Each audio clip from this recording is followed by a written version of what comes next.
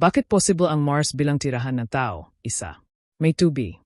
May yelo sa ilalim ng lupa at sa mga polar caps. Maaring tunawin upang maging inumin, pangtanim at mapagkukunan ng oxygen. Dalawa. Haba ng araw na halos katulad ng Earth. Earth Day, 24 hours. Mars Day, 24 hours 37 minutes. Madaling mag-adjust ang tao sa ritmo. Tatlo.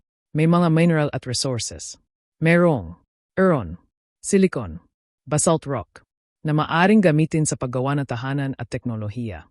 Pero may malalaking suliranin isa. Manipis na atmosfera. Halos walang oxygen. Hindi kayang protektahan laban sa solar radiation. Solusyon, mag-shoot ng spacesuit, gumawa ng domes o underground habitats. Dalawa. Sobrang lamig. Average temperature, negatibo 63 degrees C. Solusyon, insulated habitats at geothermal nuclear energy. Tatlo. Mahina ang gravity. 38% lamang ng Earth gravity. Pangmatagalang epekto sa buto at kalamnan ng tao. Solusyon, artificial na gravity o regular na exercise sa space GYM. Konklusyon. Posibleng tirahan na tao ang Mars, ngunit kailangan muna ang advanced na teknolohiya. Metibay na tirahan. Tuloy-tuloy na supply ng pagkain at oxygen.